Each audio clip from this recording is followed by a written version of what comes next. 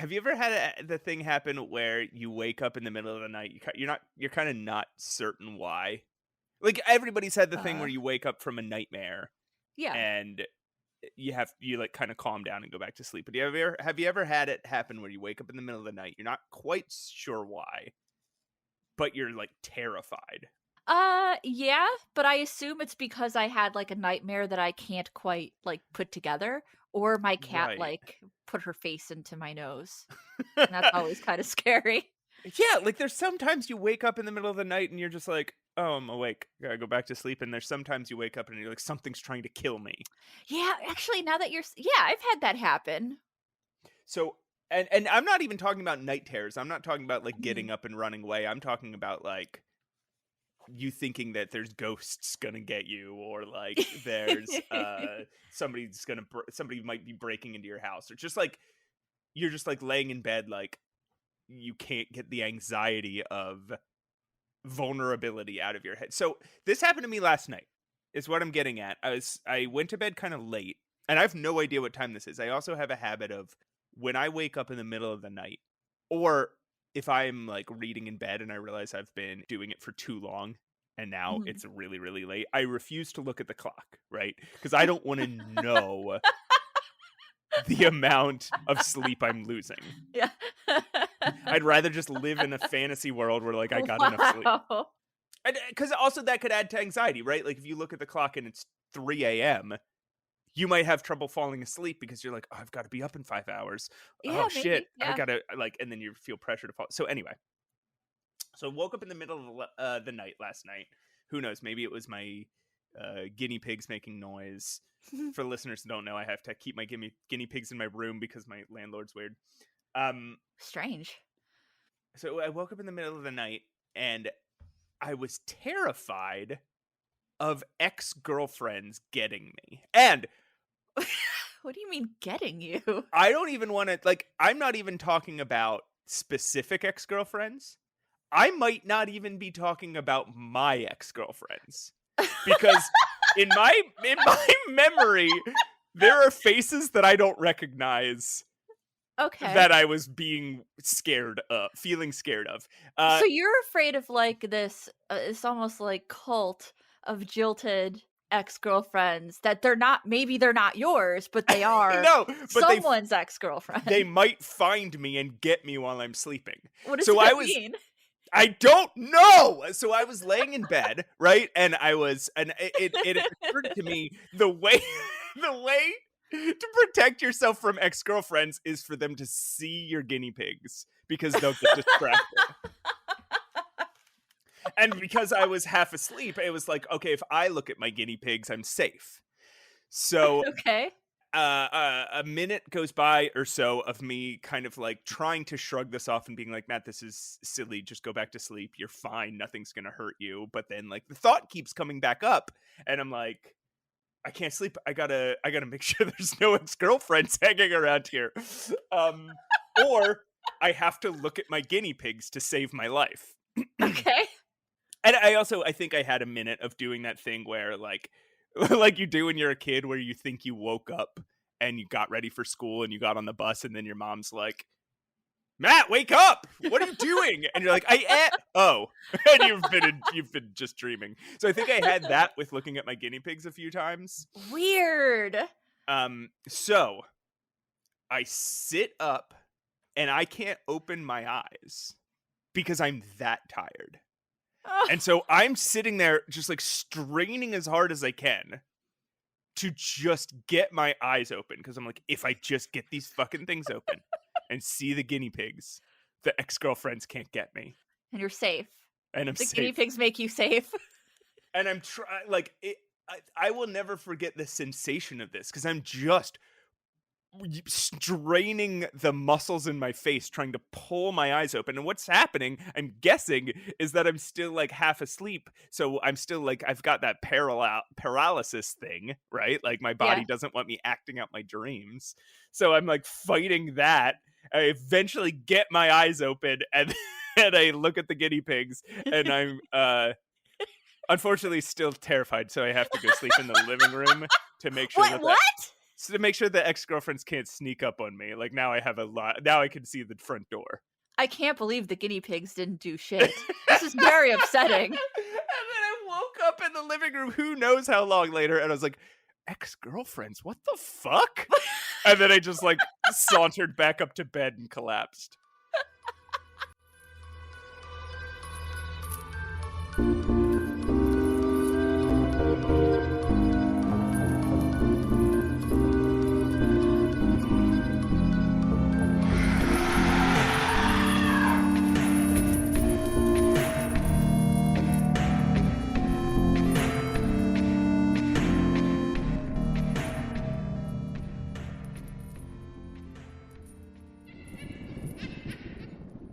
Hey everyone, I'm Pushing Up Roses. This is Special Boy Matt Aucamp. Hey.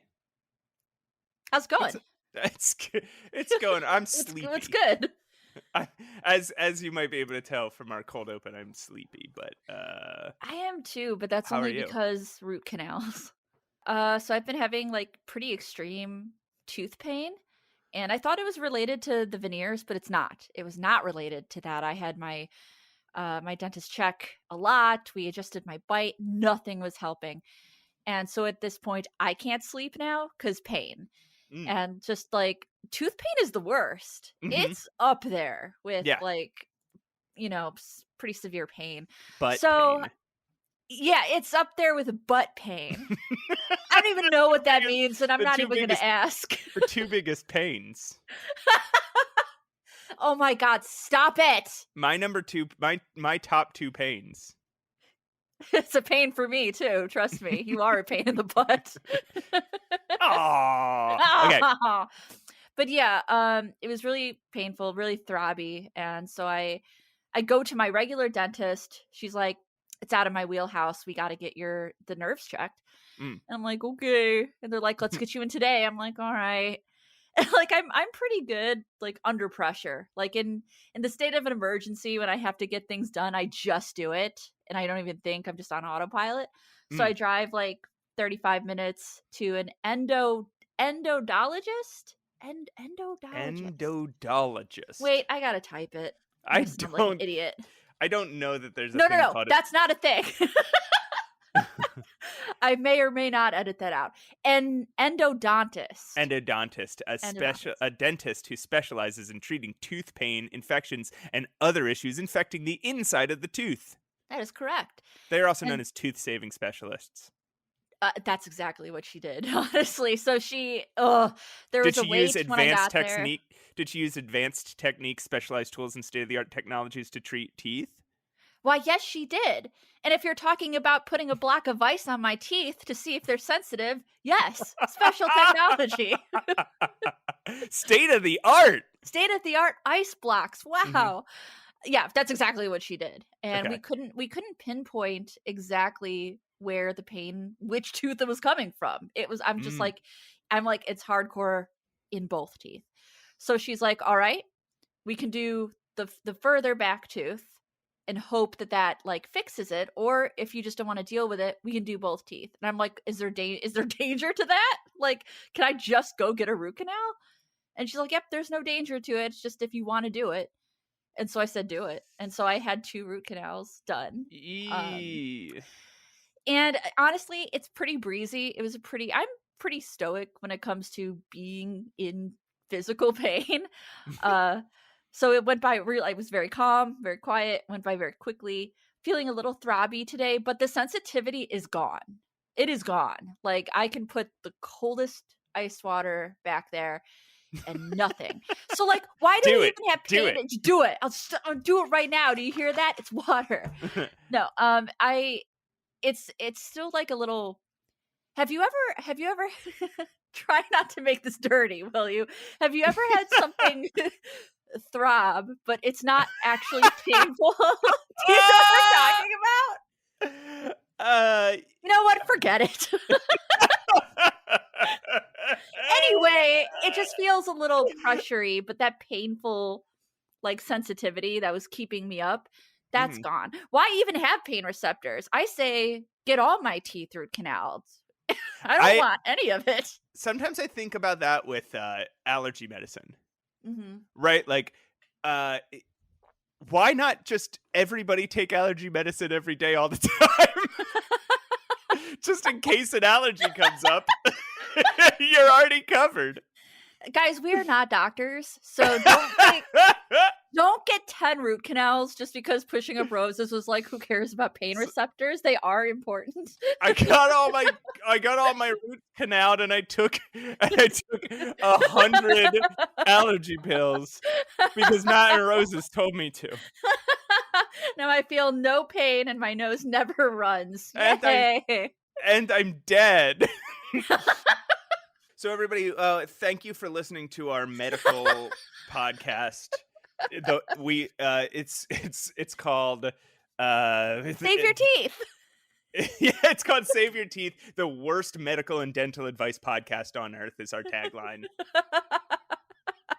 In parentheses, yeah. So I appreciate everybody listening. We're part of the Bad Medical Advice Podcast Network.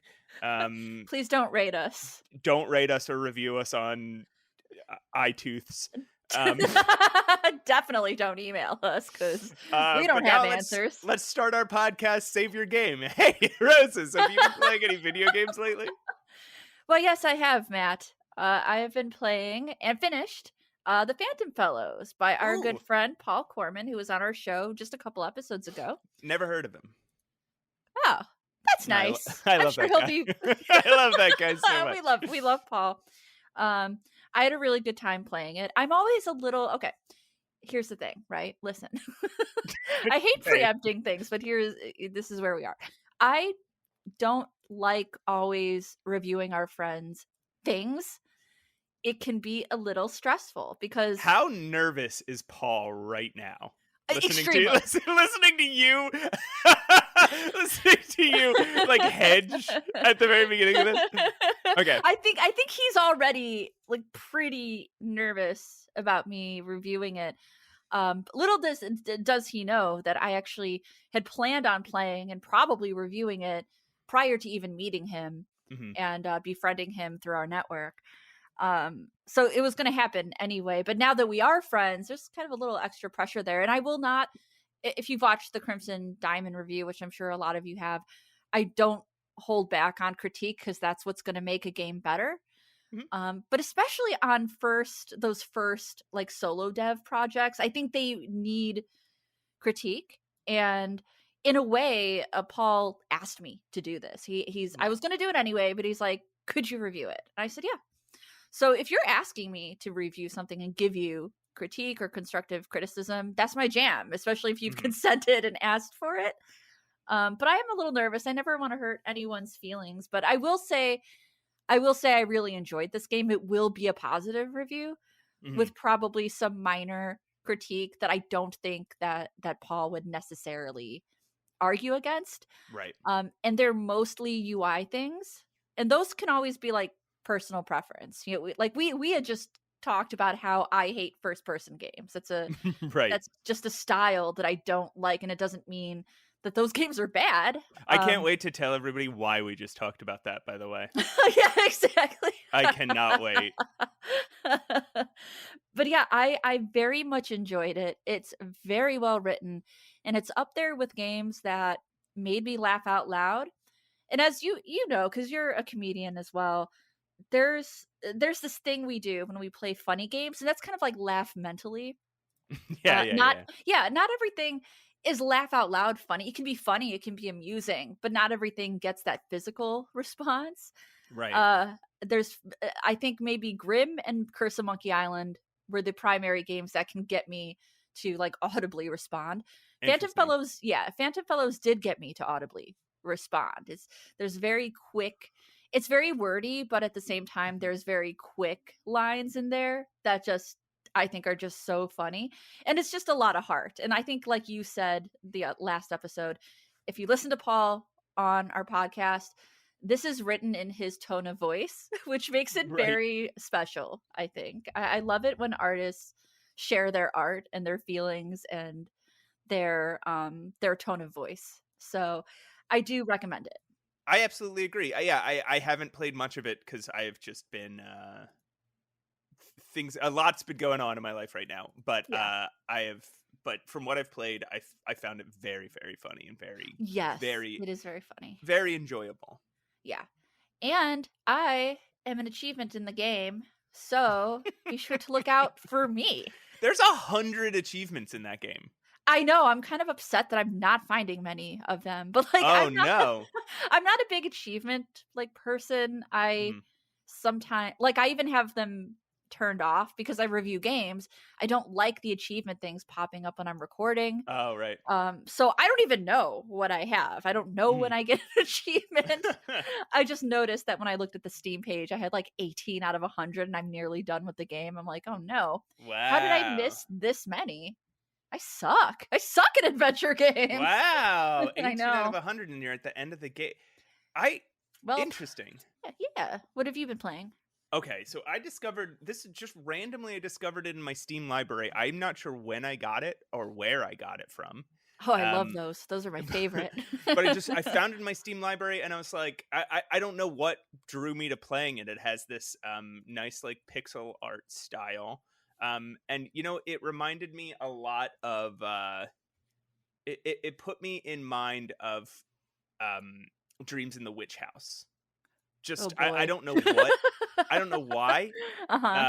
They're really not similar at all, but for some reason it just made me think of that. And then one night last week I just clicked on it and started playing. It's this game called Mythargia.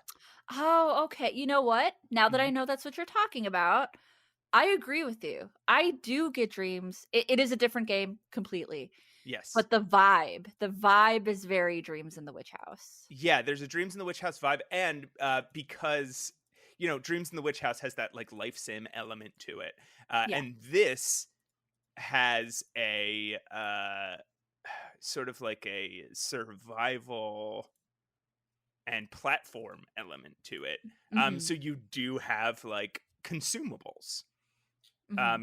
You get bandages and health kits and batteries that are consumable. So maybe that is one of the reasons. Um, Yeah.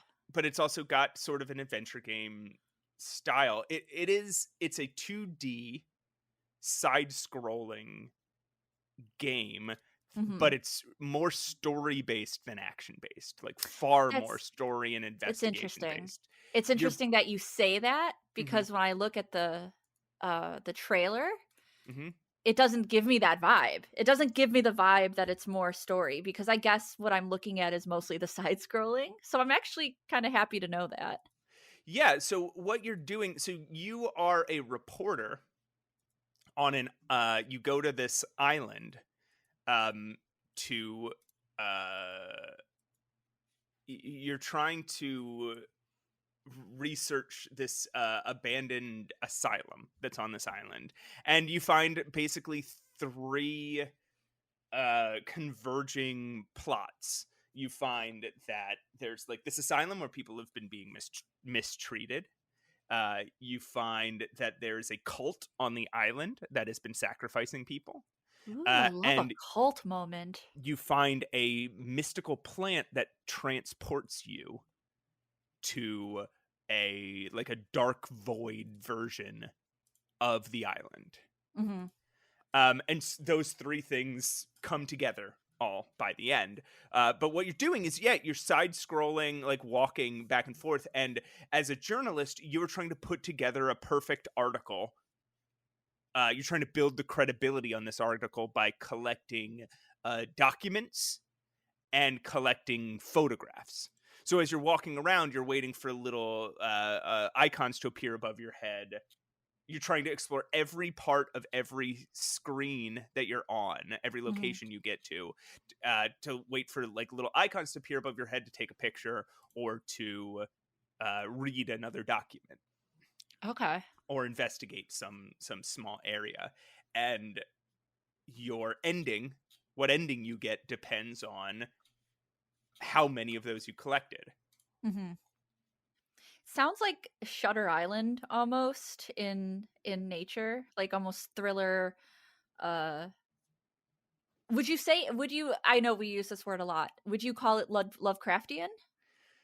Only in the very only very slightly, but it I like that I is can say that and everyone knows kind of what it means. it is there. There is otherworldly horror. Yeah. Um, and I definitely would call this a horror like investigation exploration game. Okay, cool. The other game I played, so that's Mythargia. Unless you have Yeah. any other questions about No, I'm it. excited to play Yeah. it now. It really looks aesthetically like my vibe. And honestly, it doesn't have a lot of reviews. I don't know how many people have played it. Came out in 2023. So if this sounds interesting to you guys, it's not that expensive. So maybe give it a shot. Go check it out. Yeah, it's pretty cheap and it was a lot of fun and it's just like a short, again, you spend 2 hours on it and you'll have a great little experience. Yeah. And hey, yeah, maybe we can give it the old save your game bump. They'll be like, whoa, why are people Yeah. suddenly discovering this game? It's all I of hope our so. tens of listeners.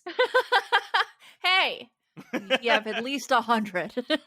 So the other game that I spent a lot of time playing, and this is more in like the vein of I've been a little depressed, a little heartbroken lately, so I needed just an action game to play and zone out to, listen to podcasts to.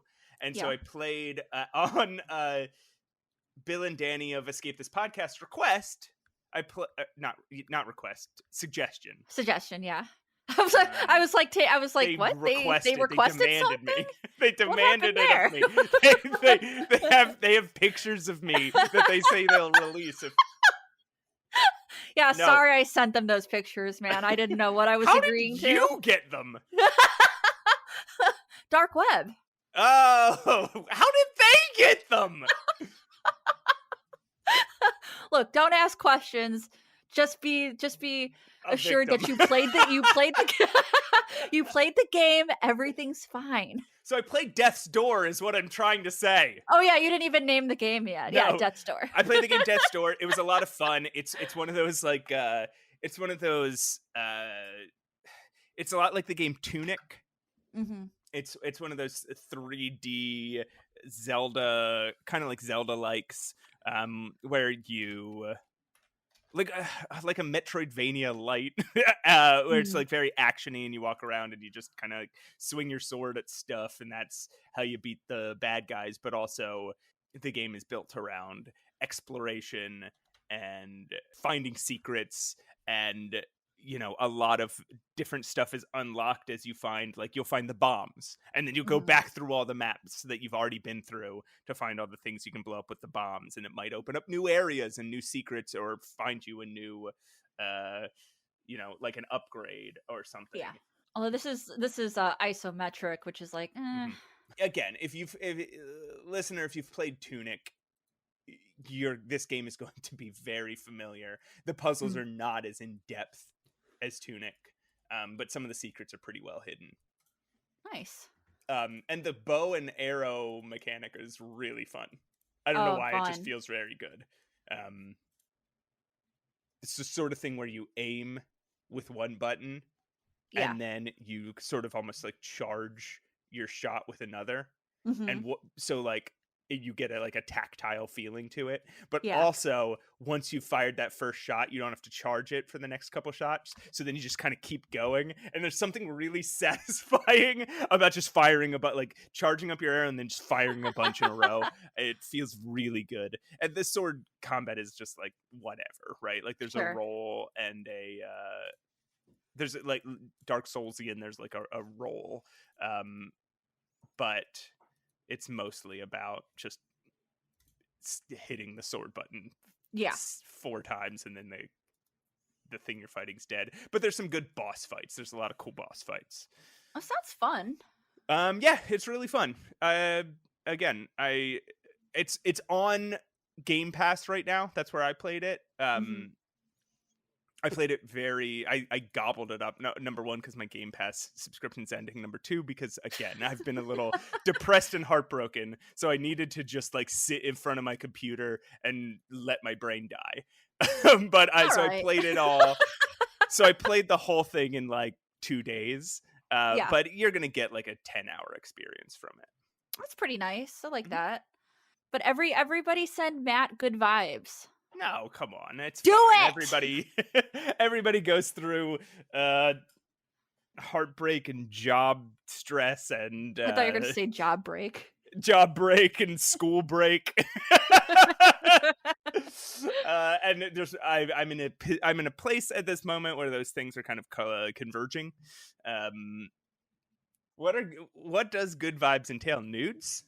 No, I'm just kidding. Do not, please don't. Not listen. Do not. We share an email for this podcast, and I will not. Please do not. I will shut down this whole thing and turn this pod around. Unless. No, I'm kidding. No. I'm kidding. No, good vibes are like, oh, like Matt, you're so good at podcasting. Don't give up. Don't give up. Don't give up, Matt. Don't give up on good vibes. Don't give up on podcasting. Okay, so all that being said, send Matt good vibes or game suggestions. I think game suggestions as a good vibe is pretty perfect. You all know our taste in games by now, I hope. This is like episode 34. And now I am going to play for you Theme B, everyone.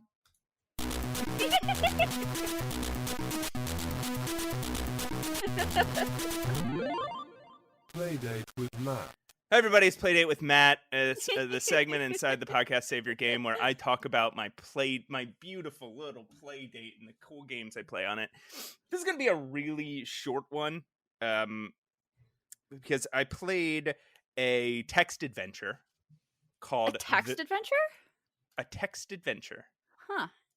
Called the Simorgh. It's like I mean all the gameplay is via text, but over some really beautiful 1-bit art.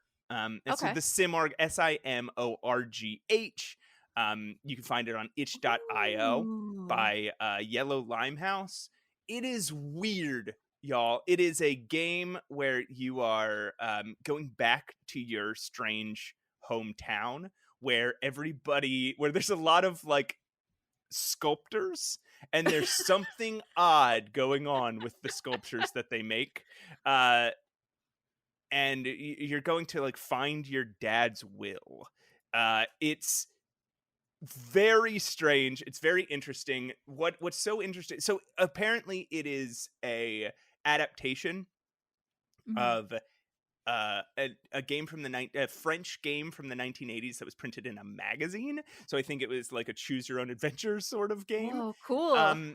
And it was, I don't know because I can't read French, but you can't? What in the world?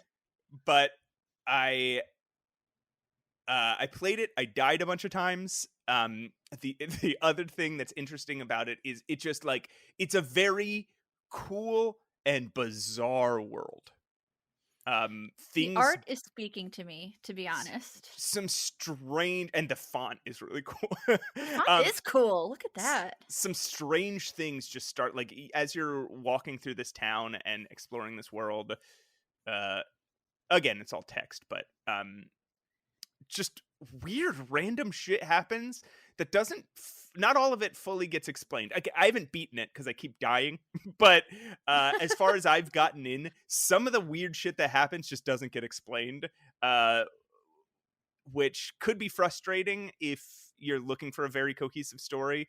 But if you just go in not looking for a cohesive story, just looking for sort of a bizarre fantasy mystery experience, I think there's a lot of lovable shit here. So that's the Simorgh. It's like a vibe. It's like an experience. Yeah. And that's really all I've played on the Playdate this week.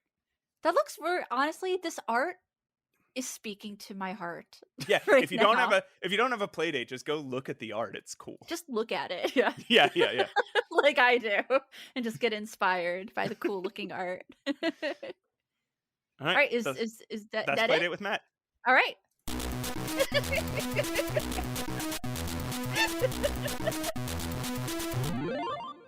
PlayDate with Matt. Why do I love it so much, though? That was that was kind of our break from spooky month. That wasn't a very Simorgh's not a very spooky game, But but the art looks a little you know what was spooky, maybe so- spooky? Hmm. That the segment was only was only like a minute long, and it was Odd. from me. So people are like, something's wrong. Something's wrong with Matt. He didn't babble on for at least 20 minutes. He's possessed That's spooky. by a Simorgh, which I think is like a mythological creature. I think it is. Okay, so what are we talking about today, Roses? Oh man, because it's my fault. And I For always think spooky month. for spooky. Shut up, man. This is gonna be awesome. Okay. All my ideas are good all the time, forever. I just kind of randomly brought up Hugo's House of Horrors, and I know that you know, my viewers, that this is a classic Roses game. I've done a lot with Hugo. It's done a lot for me in my like gaming career. It really has. Like I know I can say throw chop at you guys and you'll know exactly what I'm talking about. So I'm kind of excited to share this part of my life with you, Matt. The Hugo's Thank House you. of Horrors part. I'm of so my glad career. that you made me spend 3 hours of my week on this.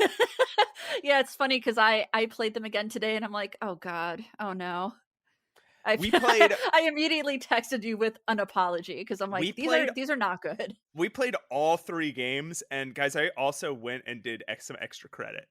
So, Yes. okay, why don't we throw up Spooky Maxa Ghosto?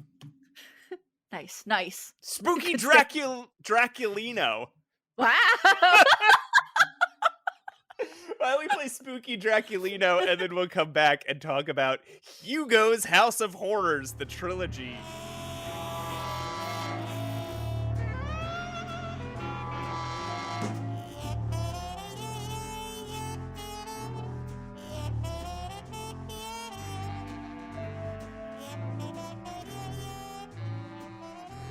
Hey everyone, welcome back to Save Your Game. I'm your host, Pushing Up Roses. This is my co-host, Matt Aucamp. How you Hey. doing, Matt? I'm doing great.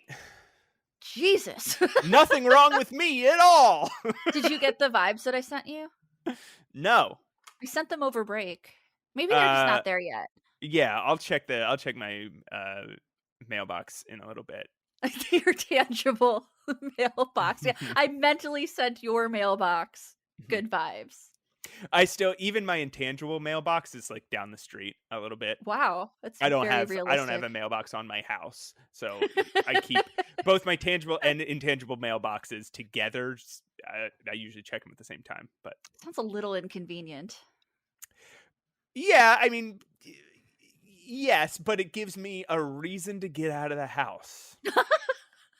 Well, that's healthy, I Oh guess. man, if only I wasn't like kind of serious. There's so No, many I days. hear it. There are so many days where if my mailbox wasn't like half a block away, I would Yeah. not have left my house. No, I hear you. My mailbox is also outside and like just down the steps a bit Mhm. on the sidewalk, and I'm like, oh. Honestly, it's the most irritating part of my day. Roses, we are going to do everything possible to not talk about these fucking games. We are. Sorry. No, it's both of us. We are an hour into this podcast. What's wrong with us? Maybe after editing, people will say like it'll be like 45 minutes into this podcast. Maybe. And we have not talked about the whole, like, the core of this episode, which is this is the core. Hugo's House of Horrors, which is bad. It's not, listen, it's not great. But I suggested it with the Okay. best of intention. I really did. Like, because I have such fond memories of these horrible little games. Yeah. So why don't you tell me about your experience with them before we start? Mhm. Because, look, we can go chronologically through the story of these games, and it'll take us 10 minutes to Oh, get yeah. through all 3. So, Yeah. so why don't you tell me about your experience? So when I was a little bit younger, my aunt would often, she knew that I had this great interest in computers and computer games, and she was always the first one to like gift me either for my birthday or for Christmas something computer related, whether it was a computer or Sound Blaster or like a game compilation, Yeah, like on your CD. aunt has been.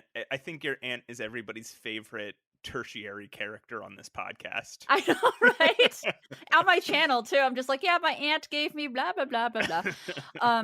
And honestly, my aunt growing up, she had a Tandy 1000, and the first game I ever played was King's Quest 3, followed by Space Quest. I even still have the discs with the little logo on them. But not long after, I had gotten a compilation set on CD. It's called Game Empire. You guys probably know about it. It's been featured on my channel multiple times. And this is a compilation set of like over 250 games, and they each have categories. So Whoa. you can be like, hey, you want to play an action game today? Click on the action category. This was, you want an and adventure this was game? a legal collection. This was Yes. licensed of 250 games. Yes, correct. Holy cow. Okay. Yeah. So some of now that's a little misleading because some of them were like shareware. So like there was like the first level of Skunny. Do you remember Skunny? No. Skunny was going to be Skunny is a squirrel. He has his own like action platformer game, and he was going to be like a mascot for DOS or something. I don't quite remember the full details. Is he like Jazz Jackrabbit? Yeah, kind of. Okay. So I had gotten like. Is he a squirrel with a gun? Is that where the what in the world? Skunny. Why is he called Skunny? That's his name. I don't Why are like you trying to make it violent? I don't like his name. You don't like his name? No. There was Skunny Kart. He had his own Mario Kart. So look up Skunny Save Our Pizzas. Skunny Save Our Pizzas. So Skunny Save Our Pizzas was one of the first games I ever did a Let's Play on for my internet career, like over 10 years ago now. And that was one of the games on Game Empire. It was only like the first couple levels though. However, in the adventure game section, there were full adventure games. And some of those games were the Hugo games. I had Hugo 1, 2, and 3. All of them in this compilation of 250 games. And I, immediately I booted up and I recognize that it looks like a Sierra game. So I'm stoked. I'm like so stoked to play these games. It's so funny. The Skunny game, it looks like so many of those DOS platformers, like Halloween Harry or Jazz Jackrabbit or do you remember Cosmo's Big Adventure? Let me look it up because I might. Or Cosmo's Cosmic Adventure. He was like this weird little dinosaur with plungers for hands. He had plungers for hands? Yeah, and he would go around collecting stars. It does look like that. Oh my god, it really is so similar. Stars and fruits, I think you would collect. Well, why does he have You know what? That's besides the because point. He has plungers for hands. Huh. Yes, but that is exactly the wheelhouse. Somebody did a HD remake of Cosmo's Cosmic Adventure. Okay, sorry, we're talking about a different bad game. I guess we should talk about Skunny at some time. I don't know why, but maybe. Yeah, I mean, we should do a whole episode. I mean, it's a little out of our wheelhouse, but we should talk about all these old fucking platformers. Commander Keen. Come on, Commander Keen. I will talk about Commander Keen for all day, every day for the rest of my life. That was a little intense. I'm sorry. Yeah, that would be actually. I think you would have a disappointing life. Yeah, let's not make it more disappointing than it is here. But yeah, so like Skunny was one of those games that came on that was just a couple chapters or a couple levels. And yeah, all the Hugo games were in the adventure section. And you may remember we talked about the last Half of Darkness games recently. Those original games were also on this compilation. So that's what I grew up on. But yeah, I immediately recognized the graphics as being very Sierra-like. And I was like, well, obviously I'm going to love these games. And they're terribly difficult because I think the developer, David Gray, or David P. Gray. There's probably a lot of David Grays out there. I think he was very inspired by some of those old games, like Colossal Cave and the Sierra franchises, and those are notoriously, they're well known for having dead ends. And Mhm. so Hugo is not different in that aspect. Even though they are shorter, simpler games, the dead ends are very frustrating. Mhm. And so yeah, one of the first ones I play, for whatever reason, I wasn't particularly interested in the first one, which is Hugo's House of Horrors. That is very typical, like your girlfriend has been kidnapped. Yeah. And you go into this haunted house and there are just dangers everywhere and you got to So find your girlfriend. okay, yeah. So let's talk about that game real quick, because that obviously that was the first one I played, and that's why we're talking about it today Mhm. on Spooky Month. Yeah. Um, this game to me, I knew it existed, but I never played it before. Yeah. This game to me was like if all of the worst people from Sierra, like everybody who ever got fired from Sierra, tried to make Maniac Mansion. Like it is this weird combination of text parser, and you have a cursor, but it doesn't seem to do much. Right. There's verbs you can select up at the top, but I didn't use them at all. Right. I don't even remember that. That's how I never used those, I guess. There's a score system. Um, Mm-hmm. you start as this like gray-haired boy standing outside of a mansion, and the only way you learn the story is by typing "look," and then he explains that he's outside a mansion and his girlfriend was kidnapped. I I was going to believe. say you're right. There's not really an introduction to the first Hugo game. It's very strange. And I thought that maybe as soon as you entered the house, like I always thought, like growing up, maybe that's a cold open. And as soon as you figure out what to do, you get into the house and then there's exposition. No, there is not. There No. is not. And it looks like a cartoon made in MS Paint. The Yes. leaves on the trees are very, very clearly the MS Paint spray spray paint Yeah. feature. Oh, I love that Same feature. Same with when you go outside, there's a dirt path. When you go out, there's at some point you go out to like the backyard, there's a dirt path, and there's like to make the bark on the tree, he'll just do Mhm. one color of brown and then spray paint another color of brown over Mhm. top of it. Oh, And yeah. same with like the grass is like is gray and then it has like green and brown spray painted on it. It's hard to we can't exaggerate how bad this artwork is. It's not Um, great. I don't like to be mean about art, but I will say it's very rudimentary. It is very flawed, even for the time. well, this was 1990. Yeah. This is 1990 when what else was coming out at this point? King's Quest 5. King's Quest 5. Yep. That's true. And Future Wars, in absolutely one of the most beautiful pixel art games ever made, came Yeah. out that year. I Loom will say though, like this was is that year. Loom is beautiful. Yeah, that's Secret of true. Monkey Island was 1990. Come on. Okay, what were you But saying? this is a solo dev. Keep that Right. in mind. So we are talking Sure. kind of an indie game for the time of adventure Yeah. games. This is not Sierra. This is not LucasArts. This is one person, just David Gray. So for that, even though yes, these color combos, would I choose them? No, I would not choose them. But I do give credit for it. I don't know, for it being completed, I guess? What am I? Just a teacher giving out gold stars for I don't. Yeah, I mean, participation? because to me, I thought I was gonna at least find the pixel art charming. I think I Yeah. found it a little just baffling. Sure. I No, hope that's David fair. Gray doesn't listen to it. I think like yeah, you're right. I don't want to make anyone feel bad about what they Yeah. did.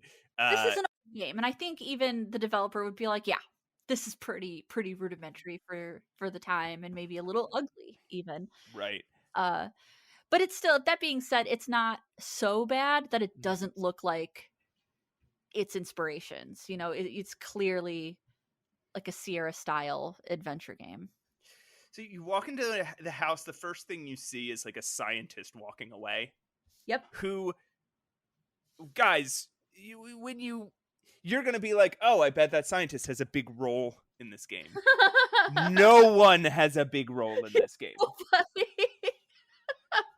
So you walk around, you find in the dining room Bigfoot, an alien, Frankenstein, Dracula, Death, and some kind of lady slime and some lady.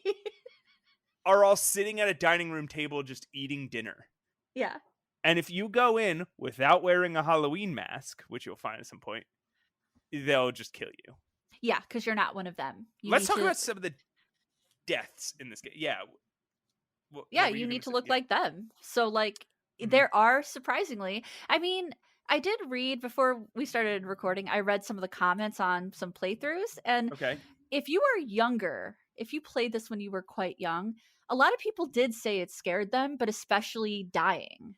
And so I'm trying to Okay. like put myself in the mindset of playing it when I was like kind of younger, and if it did scare me. But yeah, if you go into this dining room where all of your favorite like creature feature characters are eating dinner, they'll be like, "Oh no, a human," Who and can they'll who just can forget their favorite creature feature? Woman. Woman. Death. She- Death is a creature. It's just like a woman with blonde hair and a blue face. It's like, what is that? Is she maybe the The normal bride? one from Oh. no, the normal one from like the Munsters? I Yeah. don't know. None I'm of them just throwing that out there. None of them talk to you, so it doesn't matter. And you No, don't they're see not any very vocal. they don't do anything. They just sit and eat. And then the butler comes up to you and asks you if you want a chop, Yep. And even by like which a he chop means like a sniff. like a pork chop. And he says, "Do you want a chop?" Yep. And if you say if you're not wearing the Halloween masks, that's when he kills you. Yeah. If he chops your head off. If you are wearing the Halloween mask, he gives you a chop. The end. Yeah. That's all you do in that room. That's all you do with the butler. There's no Frank. All these monsters have no function in the game whatsoever. They're just set decoration, I'm afraid. Some of the other deaths, you walk into a room and a dog kills you. Yep. He's a Cujo boy. What's another death? Oh, we'll have to get to this when we get like later because Yeah. some of these deaths are so insane. Yeah. It's not a death, but it's a dead end. So Yeah. you have the chop, so you can throw chop, as you guys know. You can throw chop whenever you want. Yeah, exactly. That's exactly where I'm going with this. So obviously, you want to throw chop at the right time. You want to throw it when you're with the dog, so the dog doesn't kill you. Yeah, However, you guys haven't played this game and you solved the puzzle by us making 2 jokes. But like, you can throw. I was watching a playthrough, and the player just threw the chop. Just like threw it in the kitchen, and then the text box is like, "It's gone forever now." So Yeah. I'm watching this poor player go back into the dining room trying to get another chop from the waiter, but you can't. That's it. That's a dead end. You cannot get another chop. It is gone forever. I don't know why it's gone forever. I don't know how you yeeted this chop out into like space to where it's gone forever. So- You'd think it'd just be on the kitchen floor, but it's not. And if you throw the chop too soon, like if you throw the chop before you're ready to move on to the next like act of the game, and I'm saying act, the game's 40 minutes long. So, but if you throw the chop before you're ready to move on to the next act, and so you leave the room and then you come back, the dog no longer is distracted by the chop and you get eaten, killed by the dog. Yes. So you gotta wait. You can wait also to throw you the can chop. also take the chop back. I don't know why you would. Oh. So you can give the chop Does to he the kill you? dog. Yes, it does. So eventually you gotta go upstairs. You gotta the scientist says, "Hey, step into this box," and he tells an ogre to press a button, and he does. But He presses- he's like a little dumb, so he presses the wrong button. I don't know if he has like hearing problems or if he's like colorblind, but he presses the wrong button, and you come out of this box and you're teeny tiny. You're just a little shorter. Yeah, and then there's another one where you come out of the box and all your direction buttons are wrong. Or Another wrong, one yeah. where you come out of the box and you just have like some transparent holes in you. Yeah. But anyway, the scientist says, I've got to go lay down, and walks out of the room. The end. You The end, never yeah, see you the never scientist again. You never see him again. And the way you solve that puzzle is you keep getting in the box. You just tell the ogre to press it, and he presses every button in order. Yeah. And so eventually he presses the right one. Yes, correct. He's just got to cycle through. But okay, so once you have all the stuff you need, the bung. The bung, yep.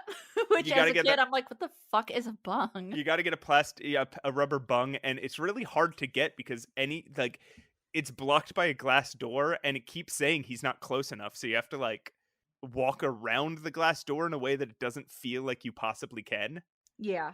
But anyway, so you get the bung, the pen knife, the whistle, the candle, and then after you throw chop, you go into the basement. And this is I did this. So I got stuck here because I went into the basement and I was just like, well, what the fuck? There's nothing down here. Right.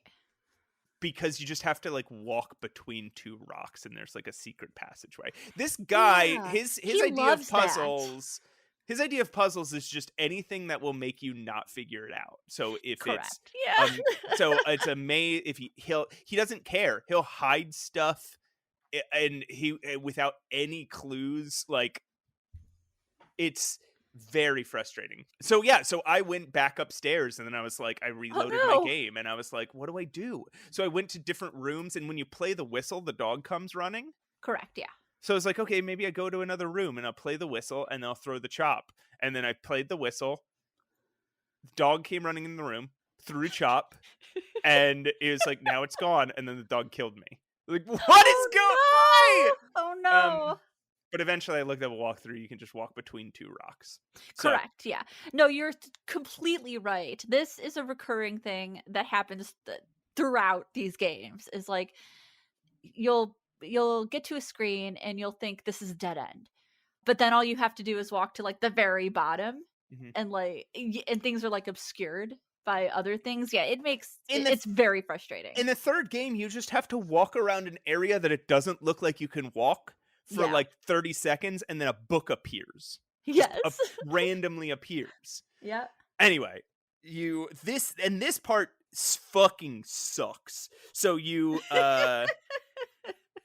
you get through this basement area and you get in a boat. The way you move Oh, the boat, God. I was just sitting in the boat for so long. I was like, row boat, sail boat, moving the arrows, move, sail, move, float. no. I had to look it up, and it's push boat. Push Is the boat, only yep. thing that works. Ooh, picky. There's so many things that are so picky in these games. Yeah. So you push boat, and then you go to a man, and he asks you pop culture riddles about fantasy books. He's He like, sure who's the does. character in The Hobbit? Where does Aslan live? Yeah, Who made yeah. Dracula? And you're like, why is this in this game? Can you imagine He asked playing you about this a in like pan- 1990? He asked you about a pan-galactic gargle blaster. Right, when culture just wasn't at the tip of your fingers, so you probably Yeah. haven't experienced all these things. You'd have to do the ages old. I gotta go ask my parents. I gotta ask their friends. I gotta write in for a clue, because that would be tough. And I think especially for younger people, right? He asked me who Roy Rogers' dog was. Yes, that's one of the questions. What for the real. fuck? So this actually comes back in Hugo 2 in kind of a funny way. Yes. But yeah, so yeah, you get through the riddles, I assume. I got through the riddle. I had to look Yeah. up Roy Rogers' dog. Yeah. I also had to look up what is the mammal that flies but doesn't fly. And I What was like that? What was that? man. What was the answer? Man. Because we like have Oh my airplanes or whatever, I God. guess. I don't know. It's Fuck my stupid. life. All right, go on. I was like, I don't know, cheetah because it can't fly, but it flies in the fact that it like runs fast. Like I was so confused. Anyway, Yeah. then it's just like you walk through a bunch of bats you gotta play the whistle, and then they'll get out of your way, but only sort of out of your way. If you walk near Right. them, you just die. Yeah. Then you go into another room, and a mummy who is faster than you just runs directly at you.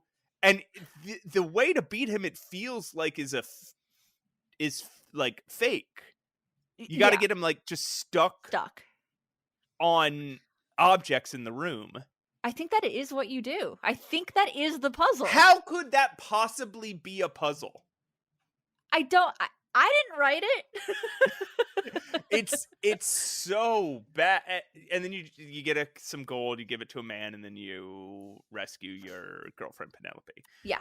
The end. That's You the don't even, whole by game. the way, you don't even like see Penelope's sprite. You only see, it's very strange. Like at the end, you see her silhouette.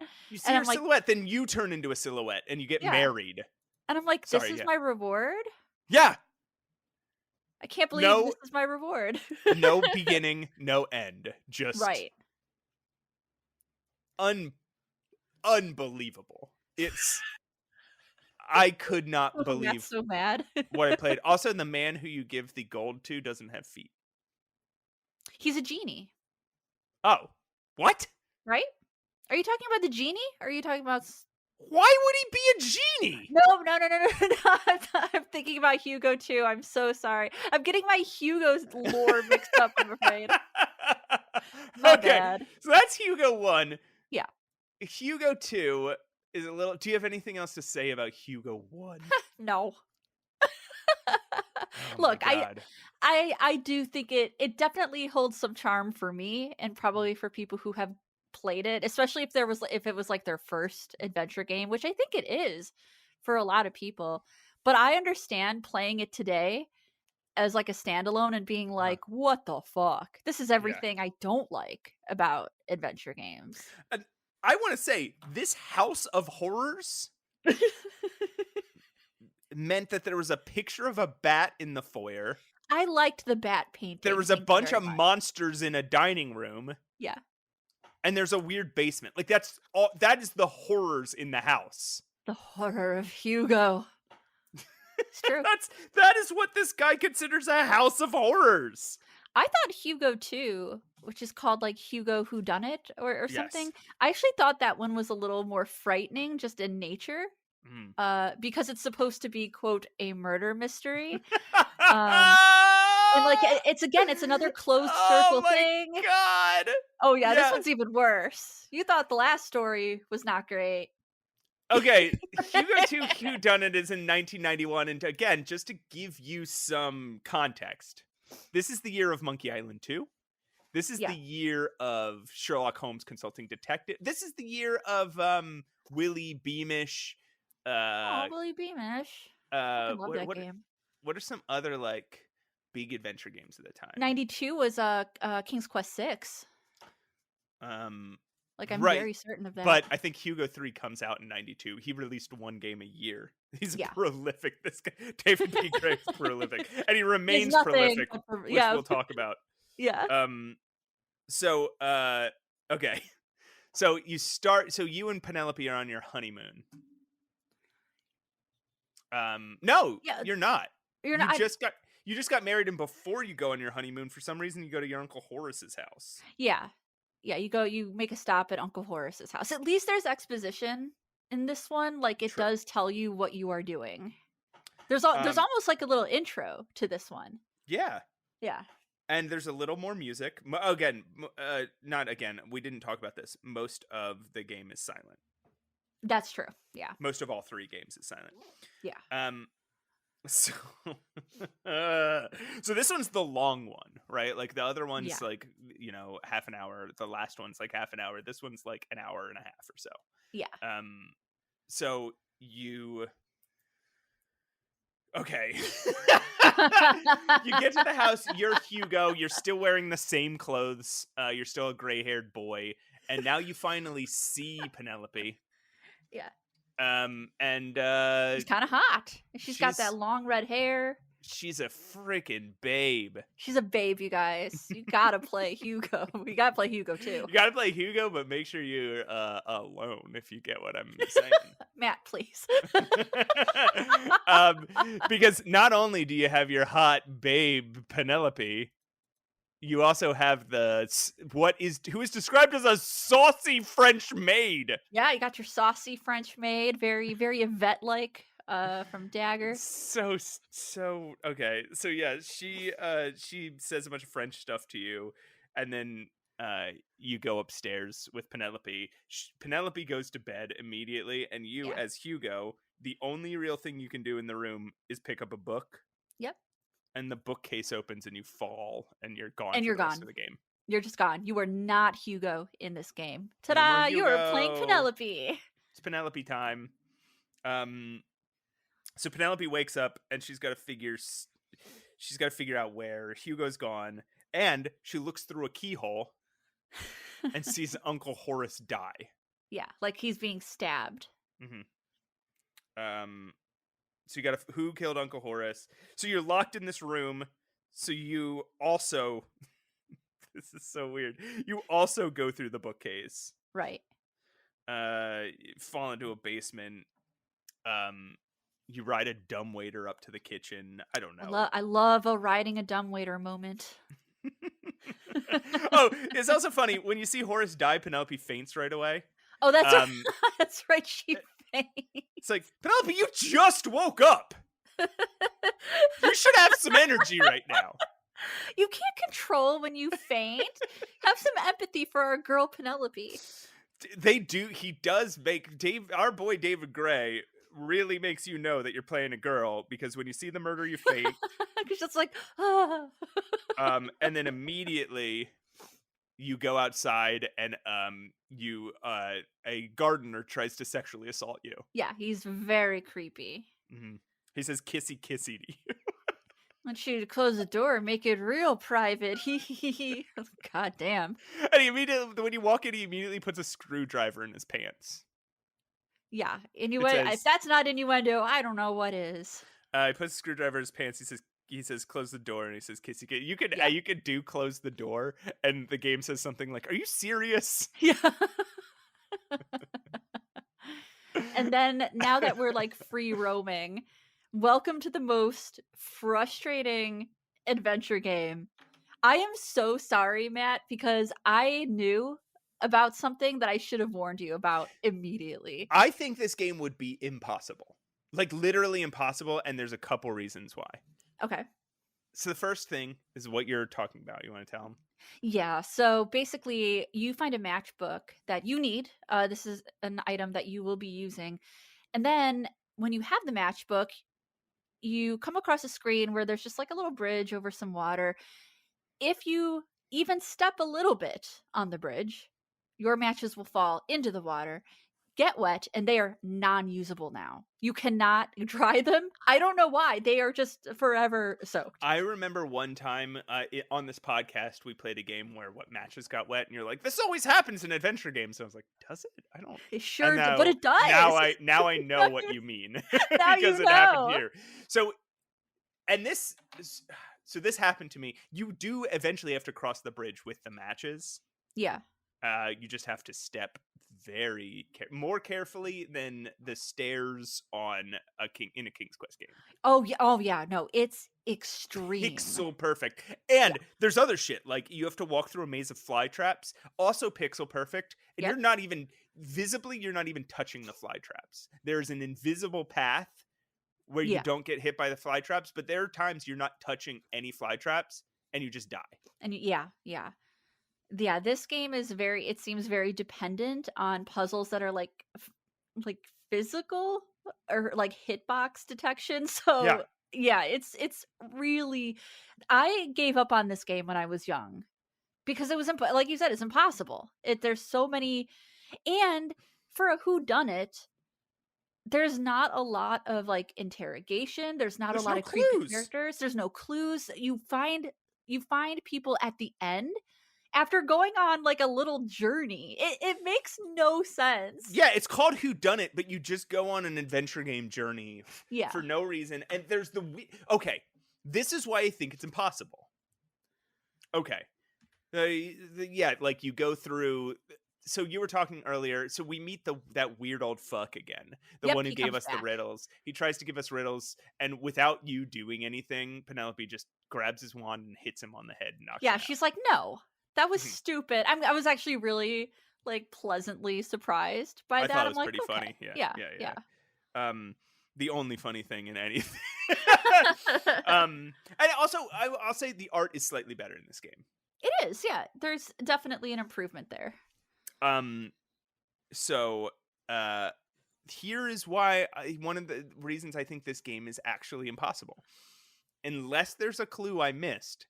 So at one point, you get bit by a snake. You drink some. Oh, there's a big maze. Big maze. Right, the hedge maze. Yeah, You the could- hedge maze. You could beat it. It's gonna take you a long time. Just get a fucking walkthrough.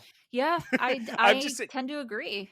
for these games, do not play them without a walkthrough. It is not worth it. It's not worth your time. Yeah.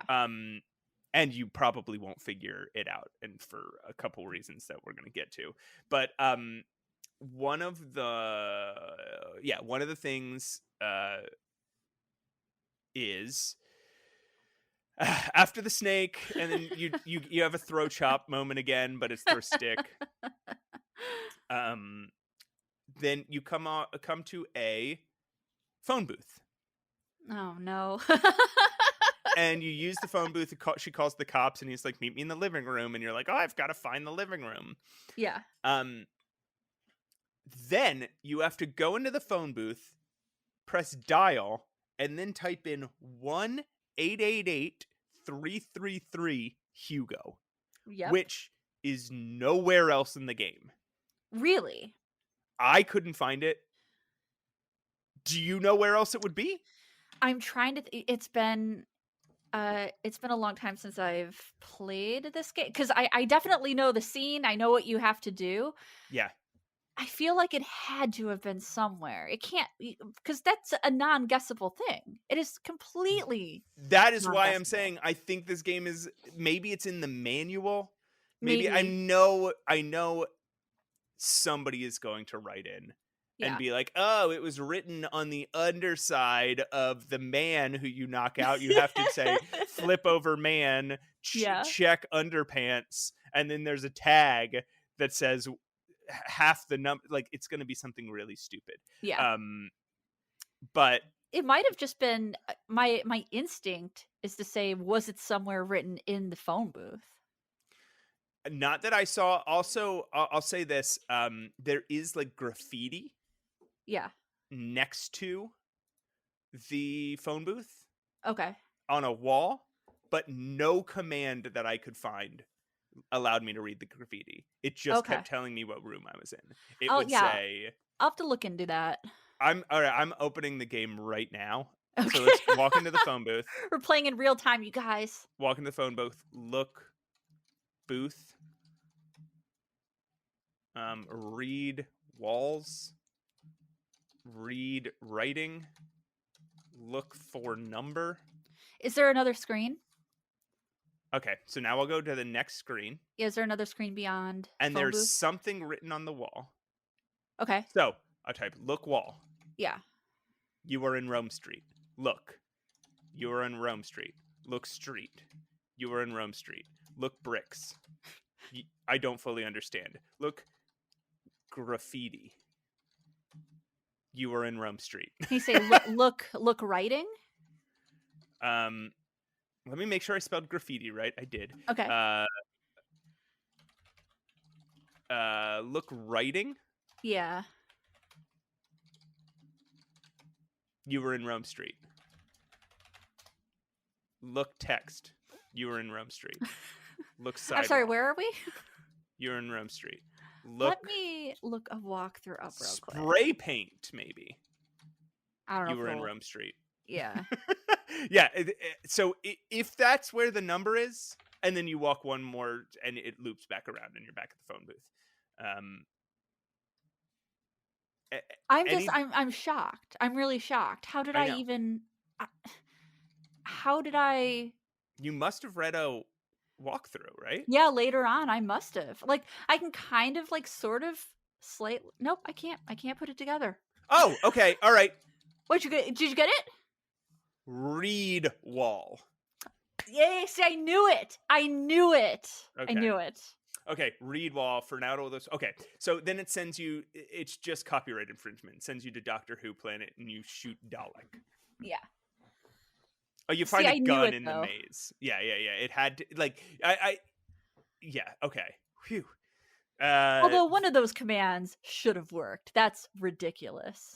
There's so much stuff like this in these games. There's so many things that you're like, why on earth would this not work?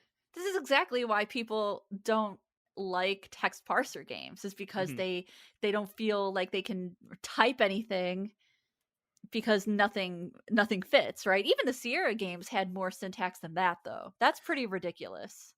Look, wall should have worked. Some other things I'll say is, like, at some point you walk into a room, it has all the plants look exactly the same as the inactive plants in the rest of the game, but you have to type in pick up catnip. And you get if you look at the room, she'll mention that there's some catnip on the ground. But again, it looks exactly the same as just the tufts of grass everywhere else. So you wouldn't. So again, these are all these reasons that I think this game is impossible, right? Yeah, for sure. Later, you have to use that catnip. So you finally get to.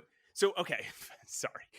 You shoot the Dalek. You get the sonic screwdriver from fucking Doctor Who. As a kid, I didn't know what Doctor Who was. So this went way over my head when I was young. I'm like, I don't know. What is this? How did he not get sued for this? I don't know. And I want to also, like, because you use the word Dalek. So I also want to, we're going to have to talk about this. And why don't we talk about it now? So at some point during the AGS era, somebody remade Hugo's House of Horror in Adventure Game Studio. Yeah. Gray sent them a cease and desist letter. Yeah. And like, dude, you used the Doctor and a Dalek and the fucking Doctor Who phone book in your game. You don't care about copyright. That's such a good point. So here's the thing about real brief. The thing about fan art, because so I'm an artist. I don't know if you knew that. Oh, whoa, weird. Okay, all right. Yeah, so like I know some stuff. I have to alter my opinion of you now. That's fine. I'm fine with it. Okay. Yeah, I'm fine with that. I'm used to it. I just didn't know, so I didn't. I was evaluating you all wrong. So I've lost respect for you. Continue. Oh. Well, you thought it gained respect. Oh, yeah, I thought we were on the same page. I my hate art. I hate art. Okay, psycho. Anyway, no, okay, yeah. So as an artist, so fan art is kind of a weird area. Essentially, yes, you as the owner of the art can sue or make a cease and desist. So if I did, for example, I've done some fan art of Frambeau, being on topic, and it would be in the developer's rights to say, no, do not do that. It is in their right. They own it. I don't. However, it's also looked at as a dick move, and that's why it doesn't happen very often, right? You'll see a lot of fan art stuff. That's totally and completely fine because it is a dick move to sue or do a cease and desist for those reasons. The bigger companies will do it, like Mario. Nintendo is notorious for stuff like this, right? And I think there's some differences. Like if you're making shirts with a thing that you like's logo on it, you're more likely to get a cease and desist, and it won't be considered a dick move because you're not doing anything transformative or expressive. You are just using a brand.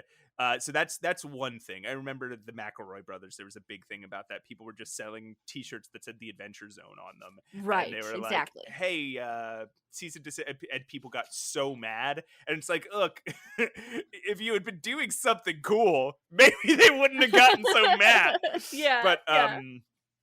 But yeah, like. So I get it, and there's fair use, but you have Yeah. to be, and you have to be transformative. Correct. I can see how or it has to be parody, right? Yeah.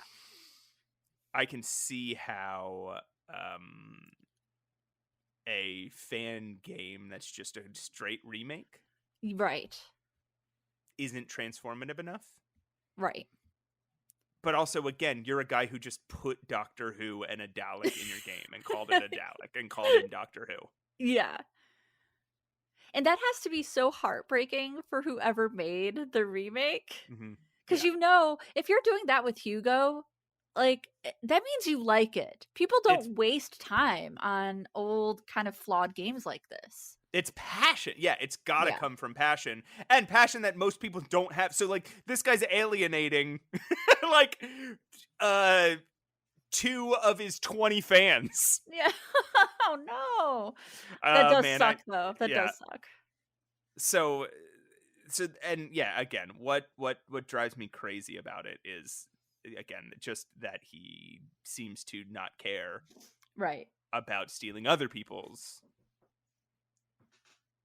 actual characters. Yeah. And there's one reason why I feel a little bit better about being a little mean to him, and we'll get to it in the next game. Oh, great. Okay. But actually, I do feel a little bad. So why don't we move on from this topic?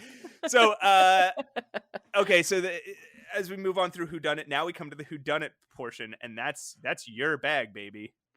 Yeah. What the fuck happened there?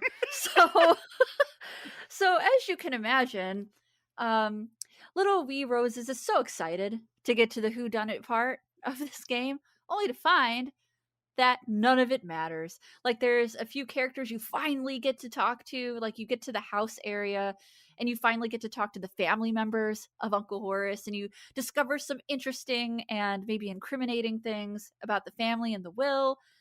But you know what? It doesn't fucking matter. Doesn't matter. You know why? Yeah, I agree. It doesn't matter. It doesn't matter. Everybody you meet is hiding a weapon. Well, I guess not. You find out one person's just hiding a photograph, and that's why. Yeah. Right. A photograph, a weapon. One person seems to be bleeding, but they're just making like pot roast dinner. Everyone's acting. Yeah. There's one person you tell about the death, and he just laughs. Yeah, like uncontrollably. So, like, is this a psycho situation? But again, none of it matters. There's not a lot of this, by the way. These are like one instance things. You don't have to go back and talk to characters or inquire or interrogate them, because unfortunately the cops arrive, and then for some reason Penelope I don't know how, she says, I know who did it. Yeah. And he's like, and you're like, really? What? And they're like, okay, who did it? And she's like, nobody. You answer. You have to type in nobody. You have to type in nobody. You have to answer. There's nothing to suggest this. In fact, the answer comes after this part where we're sent back to play Hugo again. You're Hugo. Yeah. And we get a little cutscene of him running into Uncle Horace. And Uncle Horace is like, I really need work on like my murder mystery play, or like my act that I'm doing. And essentially that is what we saw. We saw something that wasn't real. It was just an act. Uncle Horace is not dead. None of this evidence matters. These characters don't matter. And I don't know how we know that. This game doesn't matter. Our lives don't matter. Nothing matters. Let's order a pizza. So, fucking game 3. Hugo 3. I love it when Matt gets mad. Jungle it's of my Doom. Favorite thing. It's apparently a lot of people in the world's favorite thing. It's my favorite thing. So maybe that's why I get dumped so often. Like, oh, it'll be just fun. Won't it be fun? Okay, no. Hugo 3, Jungle of Doom. Yeah, Jungle of Doom. This is at the time the only Hugo game that I actually beat. When I had it on Game Empire, because I thought it was the easiest. Mm-hmm. Looking back, I'm not sure how I really got through it. Maybe I was just a very creative, strange child. which is probably true. But yeah, this was like the breeziest of them all. I For me. had to look up the I was playing it on a time limit, but also I had to, but so I did have to look up a walkthrough Okay. for a couple parts, and we'll talk about them. But you and Penelope, okay, Hugo apparently is also a pilot, Oh yeah. and he's still wearing the same clothes. That's not true. He's wearing a hat. So in a second, he will be. He changes his clothes for the first time in this game. So you guys crash land somewhere in Brazil. He just calls it South America. Yeah. And it is just a hodgepodge of other tropes. Yeah. He says that you crash in the Amazon rainforest. You do crash by the Amazon. The map shows it is by the Amazon. You get bitten. Penelope gets bitten by a large venomous spider. And then a topless native girl Yup. appears Yup. and says, "Oh, we have a special antidote. You have to go get water from the Like the magical pool of something. Yeah, yeah. yeah." Like this pond. Also, Yeah. at some point, you make basically a voodoo doll again Yep. with no hints. With no, yeah, that's true. With no hints. There's a witch doctor. There, which are traditionally not associated with the fucking Amazon. Right. Yeah. It's very tropey. Neither are voodoo dolls. It is very much you go to a village full of like thatched roof huts. Yeah. It is, there's no other way to say it. It's racist. This is a racist game. It is racist. The only thing I can say about it that is even a little redeeming is that the native people in the game are not, they're not like mean or portrayed as like cannibalistic. Like you might see in some media, especially in horror media, you'll see like the native people being cannibals or trying to kill you, or they are the bad guys. So that is the nicest thing I can say about that. But overall, it is still, even though they are quote friendly, but they do comment on it. It is still it is still a racist depiction of this. Yeah. And they do comment on that. Like at some point they start speaking English and it's supposed to be kind of funny that they know English. At some point they say that they're not cannibals, and again it's supposed to be a little bit funny. Right. Yeah. Right. And the witch doctor. Yeah, he actually does try to kill you, I think. Does lock you in a cage. He's got bones scattered all about. He's cooking something in a big pot. He has what are clearly supposed to be African shields, like Zulu shields. Sorry, I don't mean to just say African. I am as indoctrinated into the racist Africa as a country thing as everybody. I'm trying to break the habit. I apologize, everybody. But there's Zulu shields, like what are clearly supposed to be like the stereotypical, like, oblong pointed, decorated, like it is. Yeah. There's like a cauldron implying mystical stuff and magic. Yeah. It's just like, we're supposed to be in the Amazon, right? Not Africa. And you don't even know a thing about Africa. You don't know a thing about South America. You don't know a thing. At some point you run into an elephant, and then again, the game makes a joke. Like, I know there's not elephants in the Amazon. This one just escaped from a zoo. Yeah. Like, which is a little funny, but also like, okay, that would be funnier if everything else in this game was accurate and not just a hodgepodge of stuff you don't know about foreign people. Dude. Yeah, it's weird. And like when I played it as a kid, it didn't read like that, obviously, because I knew nothing. I was a kid, so I was just like, oh, this is what it is, I guess. That's the dangerous thing. That is the danger. Yeah, that's the dangerous thing. Is as a kid, you don't know what you're looking at is a series of mismatched stereotypes, and then you just think of anybody that lives in a forest, anybody that doesn't live in a urban or suburban environment, as some sort of weird savage, and that they're all the same. And it's this is a thing, especially Here, this will be my new thing. The way that you're always commenting as an artist, as an I don't anthropologist, say it like that. I'm so offended right now. as an anthropologist. This stuff particularly gets to me. Yeah. No, it Um, is very bothersome. And when I went back and played it, I'm like, oh God. yeah, And it's not, it doesn't matter that it's not malicious. It's not malicious. It's just extremely ignorant and racist all ignorant. the same. Um yeah, and I do kind of wonder about like making games like that without, pop culture at your fingertips, without people telling you what the right way to do something is, without getting any feedback. And Mhm. I wonder if it would be different had we had that, had we had the research, available at the time. Yeah. Um, So yeah, that does suck. It does suck about this game for sure.